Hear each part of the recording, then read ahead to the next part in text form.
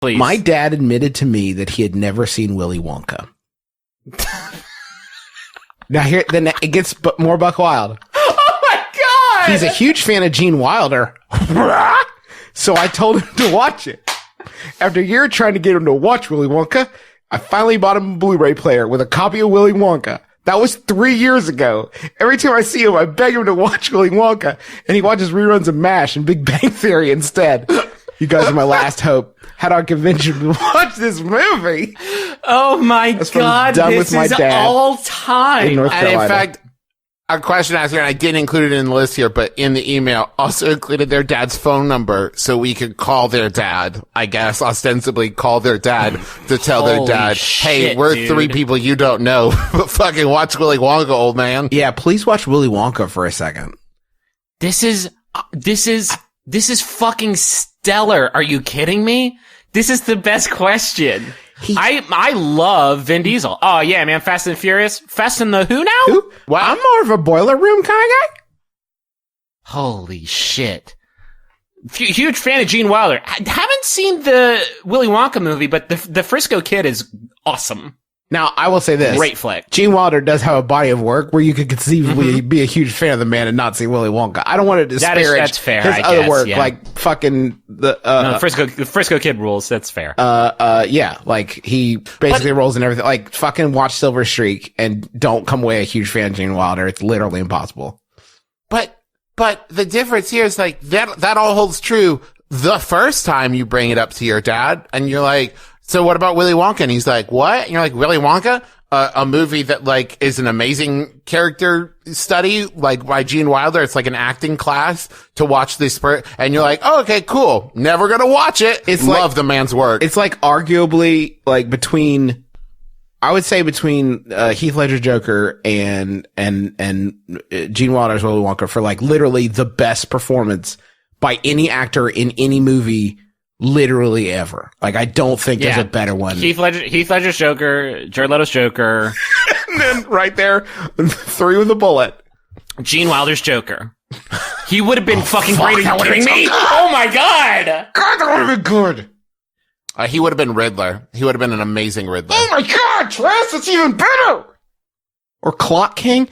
Man, that motherfucker could have been any of them. Could have been Batman. Calendar Man. Fucking, he could have been Batman. Could have been, this is my 65-year-old Ward Robin. Hello, the Batman Future Show. Damn it!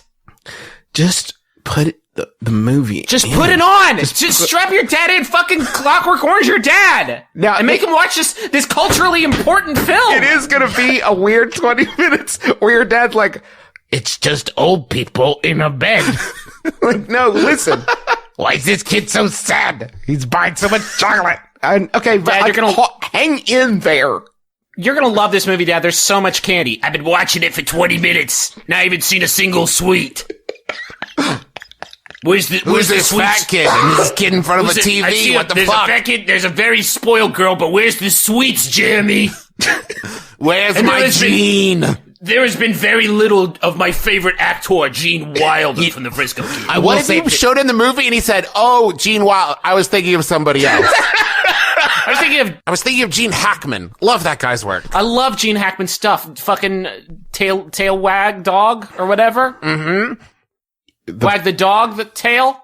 Love him. He in that probably. The problem with watching it like for the first time, sight unseen, is there's a chance he'll think Arthur Slugworth is the protagonist, and he'll start rooting for him from the jump. I like the look of this Slugworth guy. He's got goals, priorities. He's a mover and a shaker. For some reason, I look and sound like him.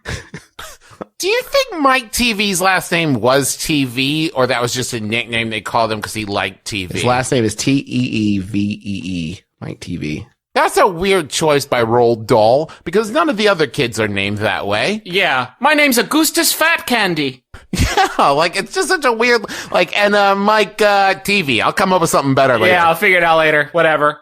It might be TEA. VEE. I like to think that if I was a pornographic film actor, I would be called Augustus Fat Candy.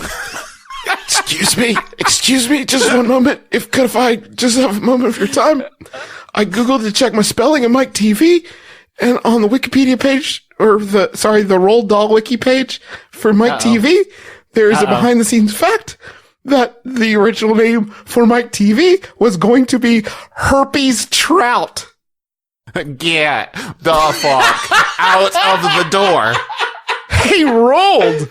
I read through your manuscript here. We were so excited to publish your new book. Couple notes. We felt like the pacing was a little off the first 20 minutes. Also, one of the kids is named Herpes? Yeah, one of the children is a sexually diseased fish, and maybe we could roll that back a little. We could roll that back a little bit. What do you say?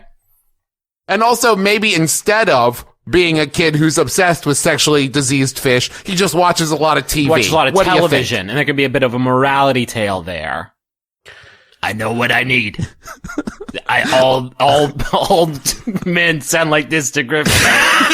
I'm gonna have to rethink the whole book now. My life is basically like Anomalisa, where every man who isn't one of you two, basically, just, hey, Griffin, you want to come watch the Royal Rumble today? Yeah, sure.